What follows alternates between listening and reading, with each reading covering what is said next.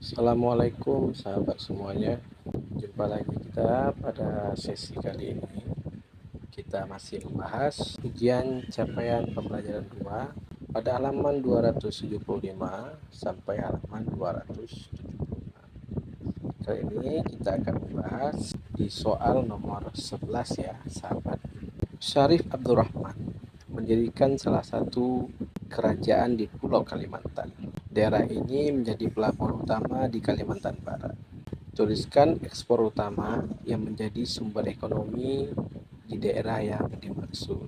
Baik sahabat ya, untuk sekedar informasi dan kita sudah pernah membahasnya bahwa Syarif Abdurrahman ini adalah pendiri dari Kerajaan Pontianak ya, kerajaan yang sudah berbasis Islam ya sahabat, di mana kerajaannya ini sudah sangat maju pada saat itu dan berdiri di Kalimantan Barat saat ini provinsinya ya. Dan Kalimantan Barat ini terkenal dengan ekspor komoditi yang utama yaitu aloe vera ya, kemudian buah durian ya sebagai hasil pertaniannya, itu tujuan ekspor utamanya ya sahabat ya.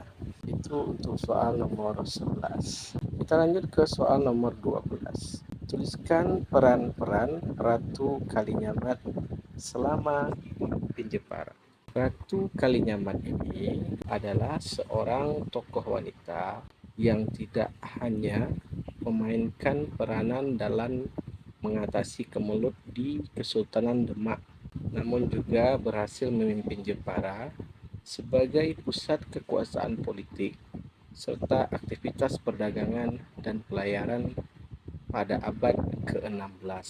Kemudian Ratu Kalinyamat ini pada saat memerintah menerapkan kebijakan untuk memajukan dan memulihkan Jepara untuk kembali berjaya. Salah satu kebijakannya yaitu menerapkan sistem komenda dalam perdagangan laut. Perkembangan ekonomi yang cukup pesat selama pemerintahan Ratu Kalinyamat ya sahabat ya, menjadi faktor pendukung pertahanan politik di Jepara. Sekarang kita lihat apa saja yang dilakukan oleh Ratu Kalinyamat ini ya.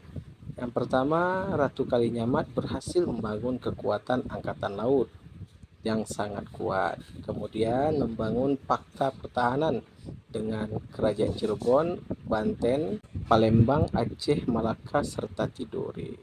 Tentunya sebagai salah satu putri dari kerajaan Demak ya, dan berhasil memimpin kerajaan Jepara. Sahabat ya, peran dari Ratu Kalinyamat. Sekarang kita masuk ke soal nomor 13. Jelaskan akibat eksploitasi sumber daya alam yang dilakukan secara berlebihan. Sumber daya alam tentunya sahabat sudah tahu adalah potensi alam ya yang ada di suatu wilayah. Potensi alam ini tentunya ada yang bisa diperbaharui dan ada juga yang tidak dapat diperbaharui. Jadi ada akibat di sini ya, akibat di eksploitasi. Eksploitasi ini dimanfaatkan secara berlebihan ya sahabat. Tentunya akibat pertama adalah rusaknya lingkungan yang luas ya.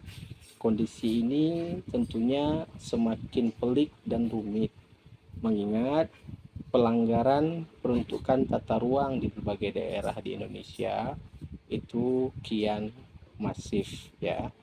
Kemudian dampak yang kedua adalah terjadinya penurunan kualitas lingkungan akibat tingginya tekanan terhadap lingkungan.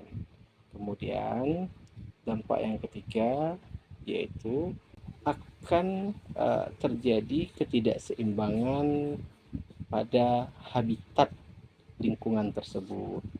Apabila ini sudah tidak seimbang, maka yang terjadi adalah kita sebagai manusia yang tentunya adalah konsumen terbesar dalam lingkungan ini akan mendapat gangguan ekosistem sahabat ya, dari pemanfaatan sumber daya alam yang berlebih. Tentunya akan menjadi ada spesies yang punah juga nantinya dan tidak mampu lagi beradaptasi dengan lingkungan. Yang keempat itu adalah akan terjadi yang namanya efek rumah kaca yang berkontribusi pada perubahan iklim secara global. Ya, sahabat ya, itu adalah dampak dari eksploitasi sumber daya alam yang secara berlebihan. Kita masuk ke soal nomor 14. Penyalahgunaan narkoba dapat menimbulkan efek buruk baik bagi pemakainya sendiri maupun bagi lingkungan di sekitarnya. Jelaskan dampak negatif penyalahgunaan narkoba. Ya sahabat ya, dampak negatif pada penyalahgunaan narkoba ini, kita harus tahu dulu ya, narkoba ini adalah obat-obatan terlarang di mana dikonsumsi tidak sesuai anjuran. Ya sahabat ya, tentunya efek dari narkoba ini sungguh sangat luar biasa. Maka ini adalah penyalahgunaan obat dan terlarang ya sahabat ya, jangan coba-coba narkoba.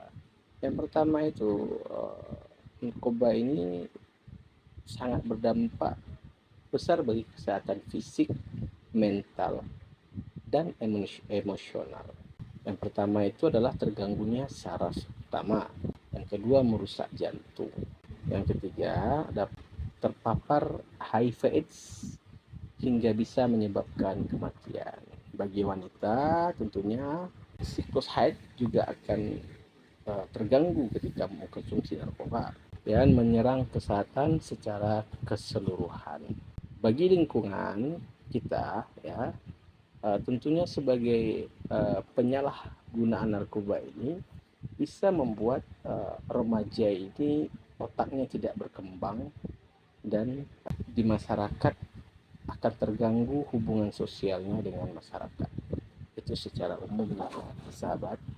Sekarang kita masuk ke soal nomor 50. Uang dalam masyarakat dapat dibedakan dalam dua jenis, yaitu uang kartal dan uang giral.